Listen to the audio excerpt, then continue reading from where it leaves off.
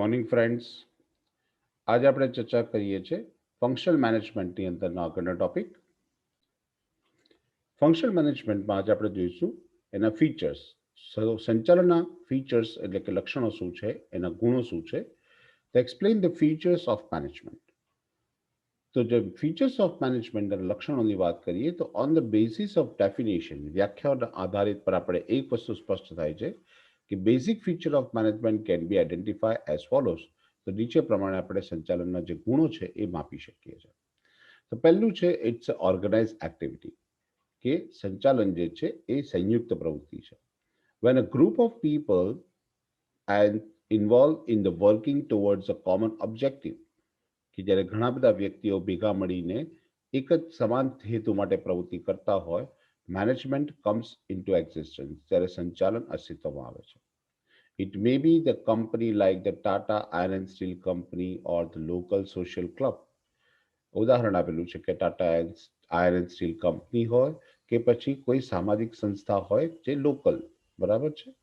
તો local social club, but all the organization have one thing is common, કે બધા જ એકમની અંદર એક વસ્તુ સામાન્ય જોવા મળે છે, that is they want to progress if efficiently towards the achievement of their objectives. They want to progress efficiently. એ લોકોએ કાર્યક્ષમતાપૂર્વક પ્રવૃત્તિ કરવાની હોય છે પોતાના ધ્યેય સિદ્ધિ માટે. And through the coordination efforts of the people, અને લોકો સંયુક્ત રીતે પ્રયત્ન કરતા હોય છે કે જેથી એ હેતુ સિદ્ધ કરી શકાય. Where a single individual personal objectives, કે જ્યારે કોઈ એક જ વ્યક્તિ પોતાના વ્યક્તિગત હેતુ માટે કામ કરતો હોય તો management does not comes into existence, તો સંચાલન અસ્તિત્વમાં આવતું નથી. બીજી વસ્તુ કીધી કે એક્ઝિસ્ટન્સ ઓફ ઓબ્જેક્ટિવ, એટલે હેતુ હોવો જરૂરી છે, એટલે હેતુની હયાતી જરૂરી છે. And objective should exist towards which activities are directed. જે હેતુ હોય એ હેતુલક્ષી હંમેશા પ્રવૃત્તિ હોય તો એ પ્રવૃત્તિને દોરવણી કરી શકાય છે. Without objective it become difficult to define the direction where the activities would lead. This means the management comes into existence due to objective. એ ઉલ્લેખ કર્યો કે it's difficult to define the direction where the activities would lead. જ્યારે તમારો હેતુ ના હોય તો ત્યારે તમને દોરવણી આપવી અથવા તો ડાયરેક્ટ કરવું એ સમસ્યાવાળું કાર્ય છે.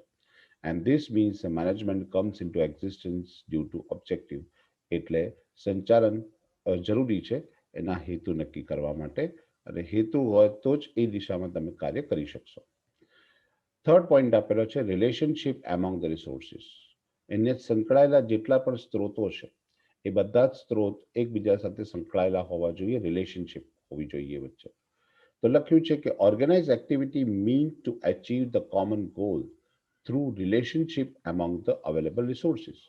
જે પ્રાપ્ય સ્ત્રોતો છે આપણી પાસે, જે અવેલેબલ રિસોર્સિસ છે, એ બધા એક કોમન ગોલ એટલે કે એક સમાન ધ્યેય હેતુ અથવા સમાન ધ્યેય પ્રાપ્ત કરવા માટે એનો ઉપયોગ થતો હોવો જોઈએ. એ બધા વચ્ચેના સંબંધો નક્કી કરવા પડે, અને એ સંબંધો નક્કી કરીને સમાન ધ્યેય પ્રાપ્ત કરવા માટે જ્યારે પ્રવૃત્તિ થાય તો એને મેનેજમેન્ટ કહેવાય. રિસોર્સિસમાં કઈ કઈ વસ્તુનો સમાવેશ થાય, તો resources includes money, machine, material, man and market. આ પાંચ મુખ્ય આપણને સ્ત્રોત આપેલા છે કે જેમાં નાણું છે, યંત્ર છે, માલ સામાન છે, વ્યક્તિઓ છે અને બજાર છે. This means the essence of the management is integration of the various organizational resources. Essence of management એટલે કે જે સંચાલનની જે જરૂરિયાત છે એ છે જોડાણ છે, integrations of the various organise resources. જે સુવ્યવસ્થિત ગોઠવેલા સાધનો છે, ઓર્ગેનાઇઝ રિસોર્સિસ છે, એનું ઇન્ટિગ્રેશન એકબીજા સાથે જોડાણ અથવા તો બીજી ભાષામાં આપણે જેને કહીએ રિલેશનશિપ, એ જરૂરી છે. Thus, the management is connected with the proper utilization of the human resources. The management is concerned with the proper utilization of resources. જે સ્ત્રોતો આપણી પાસે પ્રાપ્ય સ્ત્રોત છે એનું યોગ્ય ઉપયોગ થાય, એનું યુટિલાઇઝેશન થાય, એની ફાળવણી થાય, એના સાથે સંકળાયેલું છે. which its turn utilize other resources, જેને કારણે જેના આધાર પર અન્ય સ્ત્રોતોનું પણ વહેંચણી કરી શકાય છે. ફોર્થ પોઈન્ટ આપ્યું છે કે working with and through the people. એટલે લોકો દ્વારા અને લોકો સાથે પ્રવૃત્તિ થતી પ્રવૃત્તિ એટલે સંચાલન. Management involves working with the people through people. Sorry, working with people through people to achieve the organization goal. સંચાલનની અંદર એક વસ્તુ લખી કે it's involve working with the people, લોકો સાથે કામ કરવું અને થ્રુ પીપલ, લોકો દ્વારા કામ કરાવવું, એ એનો ધ્યેય હોય છે. It's to achieve the organization goal. એકમનો ધ્યેય સિદ્ધ કરવા માટે લોકો સાથે અને લોકો દ્વારા કામ કરાવવું, એને આપણે સંચાલન કહીએ છીએ. The superior subordinate relationships are created because of organized activity. Organize activity હોય એટલે જ્યારે સુવ્યવસ્થિત આપણી પ્રવૃત્તિ હોય ત્યારે પ્રવૃત્તિમાં તાબેદાર કોણ છે એટલે સબઓર્ડિનેટ કોણ છે, જે અન્ય વ્યક્તિઓના હાથ નીચે કામ કરતા હોય છે એને સબઓર્ડિનેટ કહીએ છીએ. અને એના જ્યારે ઉપરી અધિકારી હોય છે એટલે કે એને સુપિરિયર કહીએ છીએ. તો સુપિરિયર અને સબઓર્ડિનેટના રિલેશનશિપ, એના સંબંધો નક્કી કરવા પડશે કે કોણ માલિક રહેશે અને કોણ એની હાથ નીચે કામ કરશે. ધારો કે મેનેજર અને આસિસ્ટન્ટ મેનેજર, તો મેનેજર એ સુપિરિયર પોઝિશન કહેવાશે, સબઓર્ડિનેટ એનો આસિસ્ટન્ટ મેનેજર કહેવાશે. Through the process of assignment and the reassignment of activity. આની અંદર પ્રવૃત્તિની વહેંચણી કરવામાં આવે છે અને પુનઃ વહેંચણી પર જરૂર લાગે એમાં પુનઃ વહેંચણી કરવામાં આવે છે. એટલે assignment and reassignment of activities people at the various level to perform their actual work. એ પ્રવૃત્તિઓની વહેંચણી કરવામાં આવે છે વ્યક્તિઓ વચ્ચે અલગ અલગ સ્તર પર, અલગ અલગ તબક્કા પર, જેથી એ લોકો પોતાનું કાર્ય કરી શકે. ત્યાર પછી લખ્યું છે રિલેશનશિપ એમોંગ ધ રિસોર્સિસ, સ્ત્રોતો વચ્ચે વહેંચણી. The organized activities mean to achieve the common goal through the relationship among the available resources, and the resources include money, machine, material, man and market. બરાબર છે. તો ઓર્ગેનાઇઝ એક્ટિવિટી જે છે એ પણ એક કેવા સંબંધો સાથે સંકળાયેલું છે એ પોઈન્ટ પછી આપણી પાસે આપેલો છે. Explain the importance or the significance of management. તો ઇમ્પોર્ટન્સ ઓર સિગ્નિફિકન્સ ઓફ મેનેજમેન્ટની વાત કરીએ, એનું મહત્વ, સિગ્નિફિકન્સ અથવા તો ઇમ્પોર્ટન્સ, તો સંચાલનનું મહત્વ શું છે એની ચર્ચા કરીએ આપણે. તો importance or the significance of મેનેજમેન્ટમાં લખેલું છે કે management has become a crucial not only for the organization itself but for the society too. બહુ જરૂરી વસ્તુ છે. સંચાલન એક માત્ર ઔદ્યોગિક એકમોમાં અથવા તો એકમોની અંદર જ જરૂરી નથી, પણ સાથે સાથે સમાજમાં પણ એટલું જ મહત્વનું છે. શેના માટે મહત્વનું છે એના રીઝન આપેલા છે. પહેલું છે ઇફેક્ટિવ યુટિલાઇઝેશન ઓફ રિસોર્સિસ, સ્ત્રોતોની યોગ્ય વહેંચણી કરવા માટે. Management tries to make the effective utilization of various resources. સંચાલન શું કરે છે? જે સ્ત્રોત છે, પ્રાપ્ય સ્ત્રોતો, એનું અસરકારક રીતે ઉપયોગ કરવામાં મદદરૂપ થાય છે. The resources are scarce in nature. કુદરતની અંદર આ જે સ્ત્રોતો છે એ મર્યાદિત પ્રમાણમાં છે. And to meet the demand of the society, અને સમાજની જે જરૂરિયાતો છે એને પહોંચી વળવા માટે their contribution should be maximum for the general interest of society. General interest of society એટલે સમાજના સામાન્ય હિત માટે. બરાબર છે. આપણે શું કરવું પડશે? એનું કોન્ટ્રીબ્યુશન નક્કી કરવું પડશે. Should be maximum for the general interest of society. મહત્તમ રીતે અને એની ફાળવણી કરવામાં આવશે સ્ત્રોતોની, જેથી એનો સારામાં સારો અને યોગ્ય ઉપયોગ જાહેર જનતા માટે કરી શકાય અથવા લોકોના સામાન્ય હિત માટે કરી શકાય. ત્યાર પછી આપેલું છે સેકન્ડ પોઈન્ટ, આપણને આપેલો છે એ પોઈન્ટની અંદર લખ્યું છે ધ ડેવલપમેન્ટ ઓફ રિસોર્સિસ. જે સ્ત્રોતો છે એ સ્ત્રોતોનો વિકાસ કરવો. Management develop the various resources, અને અલગ અલગ સ્ત્રોતો વિકસાવ્યા છે. This is true with the human as well as the non human factors. એમાં માનવીય અને અમાનવીય પરિબળોનો પણ સમાવેશ થાય છે. એ બંનેમાં સાચું છે. Lawrence Appley has an emphasis that, Lawrence એપલને આપેલી એ વ્યાખ્યા આપી છે that the management emphasizes that the management is the development of people. સંચાલનને કારણે શું થાય છે? વ્યક્તિઓમાં વિકાસ કરી શકાય છે. And most of the researches are carried out on the organized way, and management is involved in this organized activity. અંદર લખ્યું કે most of the research are carried out on the organized way. સંગઠિત રીતે આવા ઘણા બધા પ્રયોગો કરી ચૂક્યા છે, આપણે રિસર્ચ કરી શક્યા છે. and the management is involved in this organized activity. અને જ્યાં જ્યાં વ્યક્તિઓનો વિકાસ થયો છે ત્યાં આગળ સંચાલન ત્યાં હાજર હતું એ સ્પષ્ટ થયું છે. ત્યાર પછી લખ્યું છે ટુ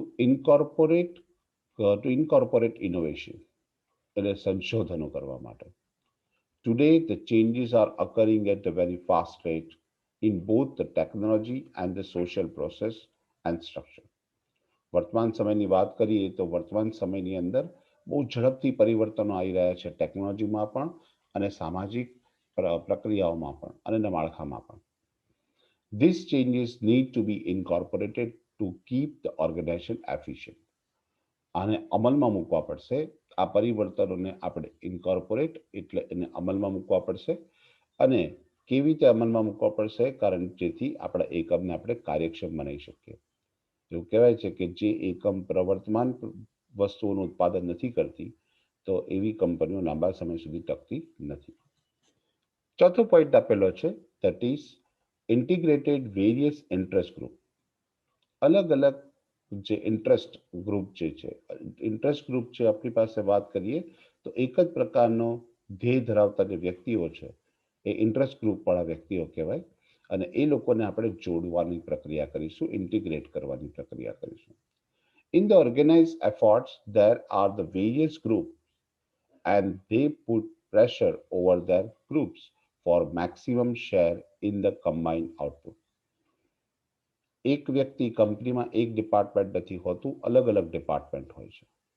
એ અલગ અલગ ડિપાર્ટમેન્ટ જ્યારે ભેગા મળીને કામ કરતા હોય ને પોતે પોતાનો મેક્સિમમ શેર એટલે મહત્તમ આઉટપુટ આપતા હોય, ઉત્પાદન કરતા હોય, સારામાં સારું ઉત્પાદન કરતા હોય તો સંચાલન શક્ય બને છે. એ સંચાલનને કારણે આવી વસ્તુ કરવી શક્ય બને છે. કારણ કે પ્રોડક્શન ડિપાર્ટમેન્ટ હોય, સેલિંગ ડિપાર્ટમેન્ટ હોય, એડવર્ટાઇઝિંગ ડિપાર્ટમેન્ટ હોય, એ અલગ અલગ ઇન્ટરેસ્ટ ગ્રુપ જે આપણી પાસે છે એને જોડવું પડે છે.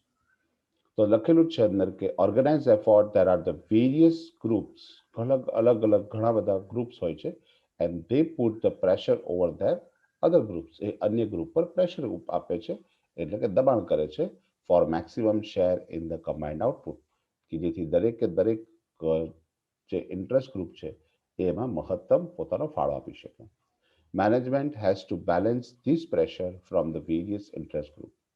સંચાલનનું કામ છે કે દરેકે દરેક ઇન્ટરેસ્ટ ગ્રુપ પર એક સમાન પ્રકારનું પ્રેશર બનાવીને રાખે.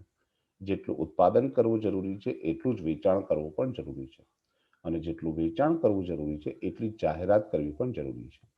તો બધા પર ઇક્વલ પ્રેશર આપી અને સંચાલન એક કામ કરે છે. ત્યાર પછી આપ્યું છે સ્ટેબિલિટી ઇન ધ સોસાયટી, સમાજમાં સ્થિરતા. તો સમાજમાં સ્થિરતા લાવવી પણ જરૂરી છે. The management provides the stability in the society by changing and modifying the resources in accordance with the changing environment of the society. સમાજના જે બદલાતા પર્યાવરણ છે એ બદલાતા પર્યાવરણમાં મોડિફિકેશન એટલે એમાં સુધારા કરવા અને ચેન્જિંગ એટલે બદલવા. બરાબર, જ્યાં જરૂર લાગે તો સંચાલન એ પ્રોવાઈડ ધ સ્ટેબિલિટી, એક સ્થિરતા લાવે છે. શેની અંદર સમાજમાં સ્થિરતા લાવે છે? By changing and modifying the resources, સ્ત્રોતોમાં પરિવર્તન કરીને અથવા તો બદલાવ કરીને.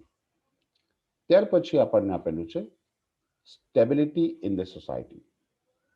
તો management provide the stability in the society by changing and modifying the resources in accordance with the changing environment. Management provide the integration between the traditions and new innovations.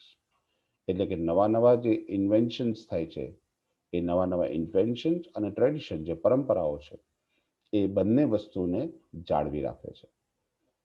And safeguard the society from the unfavorable impact of this so that the continuity in the social process is maintained. સાથે સાથે સંચાલન જે કામ કરે છે એ પરંપરાગત અને નવા નવા સંશોધનોને જોડે છે અને સાથે સાથે સમાજનું રક્ષણ કરે છે. કેવી વસ્તુઓથી? From the unfavourable impact of this, એટલે આ બધી પ્રવૃત્તિઓની સમાજ પર નકારાત્મક અસર ન પડે અનફેવરેબલ ઇમ્પેક્ટ ન પડે એના માટે છે. So that the continuity in the society social process is maintain. તો સામાજિક પરિવર્તનની પ્રક્રિયા જે છે એ સતત ચાલ્યા કરતી રહે. ત્યાર પછી આપ્યું છે is management art or science. શું સંચાલન એક કળા અને વિજ્ઞાન છે? તો એની ચર્ચા કરીએ કે કળા છે કે વિજ્ઞાન છે. તો is management art or science એની અંદર લખેલું છે this there is a controversy where the management is an art or science. સંચાલન કળા છે કે વિજ્ઞાન છે એમાં થોડોક વિરોધાભાસ છે, કોન્ટ્રોવર્સી છે. There are the some characteristics of arts and science in management. સંચાલનમાં કેટલાક લક્ષણો એવા છે કે જે કળાના છે અને કેટલાક ગુણો એવા છે કે જે વિજ્ઞાનના છે. They are discussed below. First આપ્યું છે મેનેજમેન્ટ એઝ એન આર્ટ. સંચાલન એક કળા તરીકે. Art means uh practical applications of the personal skill and knowledge. તમારી પાસે જે આવડત છે અને તમારું જે જ્ઞાન છે એનો વાસ્તવિક જે ઉપયોગ કરતા હો એને કળા કહેવાય. It is a practical way of the doing the something. કંઈક કરવા માટેનું એક વાસ્તવિક સ્વરૂપ છે. Art represents how of the human behaviour. વ્યક્તિનું વર્તન કેવું છે એ દર્શાવે છે. Art is a personalise process. આ એક વ્યક્તિગત પ્રક્રિયા છે, વ્યક્તિલક્ષી પ્રક્રિયા છે. એટલે કે દરેક વ્યક્તિમાં આ વસ્તુ અલગ અલગ પ્રમાણમાં હોય છે. Every artist has his own style. દરેકે દરેક આર્ટિસ્ટની પોતાની એક આગવી કળા હોય છે, એક અલગ પદ્ધતિ હોય છે. Art is essentially creative. સૌથી મોટો ગુણ એનો જે કીધો છે કે કળાની અંદર સર્જનાત્મકતા હોય, ક્રિએટિવનેસ હોય. બરાબર છે. જો તમે કંઈક નવું સર્જન નથી કરી શકતા તો એ કળા બહુ ઓછી તમારા માટે ઉપયોગી રહેશે. તો art is essentially creative. Art is related with the obtaining the desirable result through the application of skill. તમારા જે ઈચ્છનીય પરિણામ જે છે, બરાબર છે, ઈચ્છનીય પરિણામ ડિઝાયરેબલ રિઝલ્ટ એ પ્રાપ્ત કરવા માટે તમારે સ્કિલ, તમારી આવડતનો ઉપયોગ કરવો પડશે. Art is a practical based. Art એક પ્રાયોગિક સ્વરૂપ છે, પ્રેક્ટિકલ બેઝ છે. It's required the continuous practice for the preference, that is performance. Spelling mistake છે, ઇટ્સ અ પરફોર્મન્સ. તમારે તમારું પરફોર્મન્સ આપવું હશે તો તમારે કન્ટિન્યુઅસ પ્રેક્ટિસ એટલે કે સતત તમારે પ્રેક્ટિસ કરતા રહેવું પડશે.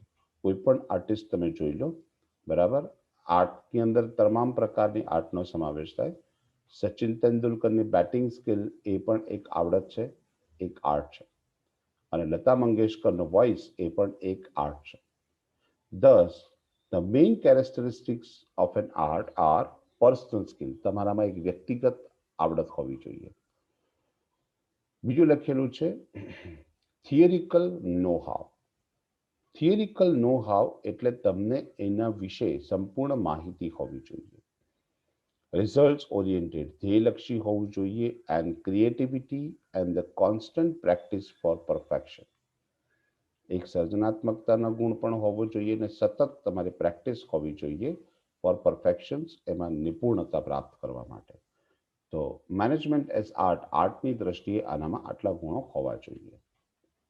Management is an art because, આ તો આપણે ચર્ચા કરી કે આર્ટ કોને કહેવાય એટલે કે કળા કોને કહેવાય. હવે આપણે તપાસીએ છીએ કે સંચાલનમાં એ ગુણો છે કે નહીં.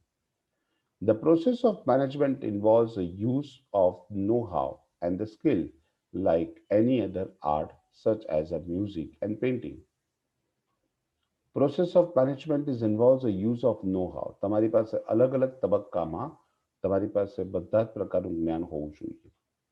જ્યારે તમારી પાસે દરેક વિષયનું જ્ઞાન હોય, દરેકે દરેક તબક્કાનું જ્ઞાન હોય, તો તમે જે મ્યુઝિક અને પેઇન્ટિંગ માટે રંગોનું ધ્યાન હોવું જરૂરી છે. મ્યુઝિક માટે તાલ અને લયની જ્ઞાન આવડત હોવી જરૂરી છે. સાથે સાથે તમને એના અલગ અલગ રાગ ખબર હોવા જોઈએ. તો એનું નો હાવ કહેવાય, એટલે કે એનો પાયો કહેવાય, જેનો બેઝિક નો હાવ છે. રાઈટ. તો એના બેઝિક નો હાવ આપણે જાણતા હોઈએ તો તમે એનો ઉપયોગ કરી શકો છો. એમ સંચાલનની પંદરપણે પ્રક્રિયામાં સંચાલનના દરેક તબક્કા વિશે તમને પૂરતી જાણકારી હોવી જોઈએ તો તમે સંચાલનનો ઉપયોગ કરી શકો છો. એટલે એ આર્ટ જેવું છે. બીજી વસ્તુ કીધી છે the process of management is directed towards the achievement of the certain concrete results as in any other field of art. દરેક આર્ટની અંદર પણ એક પરિણામની જરૂરિયાત હોય છે. That is a certain concrete results. ચોક્કસ ધ્યેય હોય છે આપણી પાસે, મજબૂત ધ્યેય હોય છે, અને ધ્યેયને પ્રાપ્ત કરવા માટે આપણે શું કરતા હોઈએ છીએ, એ પ્રવૃત્તિ કરતા હોઈએ છીએ. જેમ આર્ટની અંદર પણ એક ચોક્કસ ધ્યેય પ્રાપ્ત કરવા માટે આપણે પ્રવૃત્તિ કરતા હોઈએ છીએ, સંચાલન પણ એવી જ પ્રવૃત્તિ છે. It's directed toward the achievement of the certain concrete results. કે સંચાલન પણ એક એવી દોરવણીની પ્રક્રિયા છે જે ચોક્કસ ધ્યેય પ્રાપ્ત કરવા માટેની પ્રવૃત્તિ છે. ત્રીજી વસ્તુ કીધું, management is creative like any other art.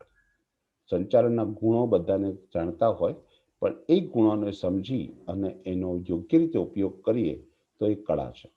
એટલે જેમ અન્ય અધર આર્ટ્સ એટલે અન્ય કોઈ પણ કળાની અંદર એનું નો હાવ તમે એના વિશે જાણો અને પછી એનો પોતાની રીતે ઉપયોગ કરો, એ કળા છે. સંચાલન પણ એવો જ વિષય છે કે જેને તમે વિષય વિશે જાણો અને ત્યાર પછી પોતાની રીતે તમે એનો ઉપયોગ કરો. Management is personalise. દરેક આ એક વ્યક્તિગત પ્રક્રિયા છે, કારણ કે જેમ કળા એક વ્યક્તિગત છે એમ સંચાલન પણ વ્યક્તિગત છે. That is, manage applies his personal skill like an artist. બરાબર. Manager એપ્લાયઝ his personal skill. જ્યારે કોઈ મેનેજર હોય છે ત્યારે એ પોતાની વ્યક્તિગત આવડતનો ઉપયોગ કરીને સંચાલન કરતો હોય છે. જેવી રીતે કોઈ આર્ટિસ્ટ કરતો હોય છે, સેમ એવી જ રીતના સંચાલન થતું હોય છે. દરેક મેનેજર અલગ અલગ રીતે કાર્ય કરે છે. આપણને ખબર છે કે પર્સનલાઇઝ છે. એક જ પ્રકારનો વ્યવસાય કરતા બધા જ વ્યક્તિ એક સરખું નથી કમાતા, કારણ કે એ ધંધો કરવાની આવડત છે, એટલે કે સંચાલન કરવાની કળા છે. બીજું લખેલું છે, the mastering in management requires a long experience. જ્યારે તમે કોઈ પણ વસ્તુમાં નિષ્ણાત બનવા માંગો તો એના માટે લાંબો અનુભવ જરૂરી છે. સંચાલન હોય કે કળા હોય, there is required the continuous practice. સતત તમે એની પ્રક્રિયા કરતા રહો, પ્રેક્ટિસ કરતા રહો, તો તમે એની અંદર નિપુણતા પ્રાપ્ત કરી શકો છો. જેવી રીતે કોઈ પણ કળા હોય એવી જ રીતે સંચાલનમાં પણ એના માટે સેમ રૂલ્સ આપેલો છે. હવે આપણે ચર્ચા કરીએ કે સંચાલન એક વિજ્ઞાન છે. Management as an science. Science શું છે? તો પહેલા આપણે સાયન્સનો મતલબ સમજી લઈએ કે science is a systematic body of knowledge. એ જ્ઞાનનું એક ચોક્કસ સ્વરૂપ છે, એક પદ્ધતિસરનું જ્ઞાન છે. It established the causes and effect relationship between the different variables. અહીંયા કાર્યકારણના સંબંધો, કે જો આવી ઘટના બનશે તો એનું આ પરિણામ આવશે, એ જે નક્કી કરેલું છે એવું જ્ઞાન, એને આપણે વિજ્ઞાન કહીએ છીએ. અલગ અલગ પરિબળોનું એને કાર્યકારણનો સંબંધ જેને કહીએ છીએ એ વિજ્ઞાન છે.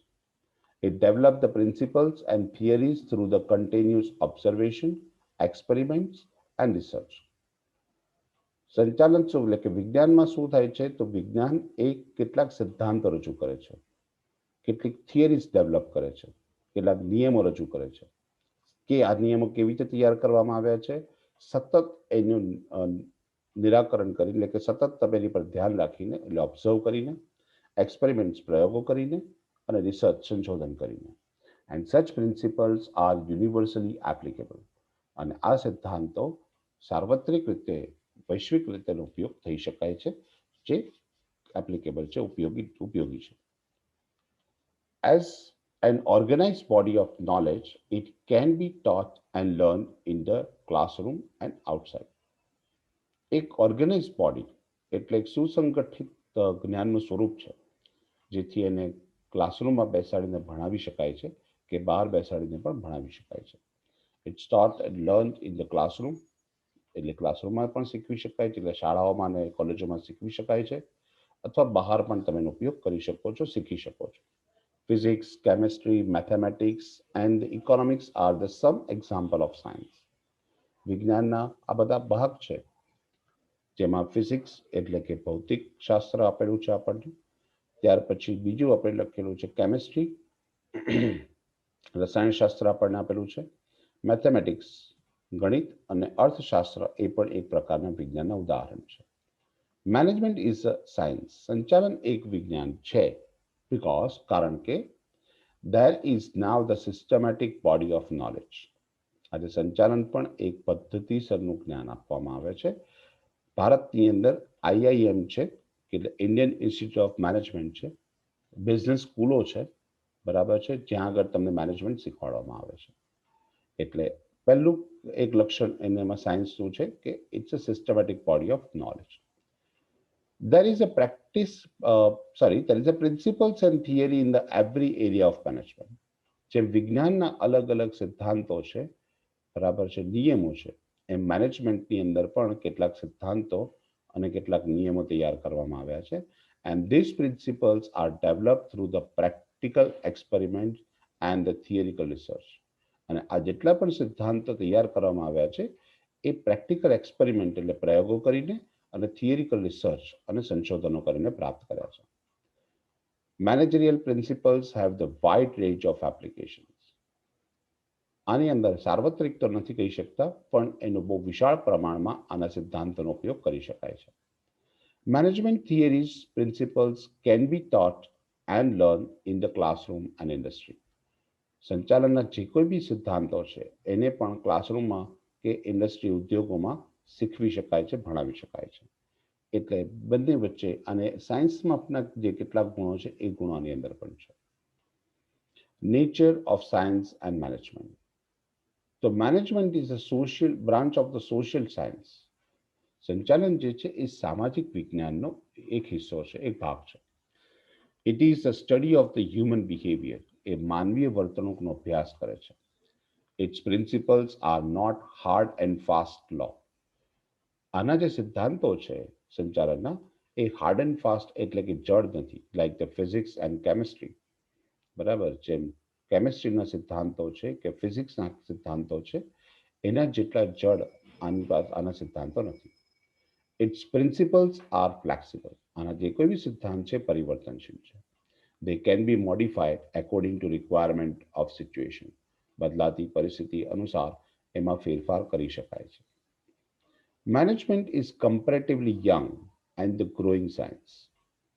સંચાલન એક ઉભરતું અને એક યુવાન સરખામણીમાં, એટલે કે જ્યારે સામાન્ય વિજ્ઞાનની વાત કરીએ તો વિજ્ઞાનની સરખામણીમાં એક આધુનિક સ્વરૂપ છે, એક ગ્રોઈંગ એટલે વિકસતું સ્વરૂપ છે.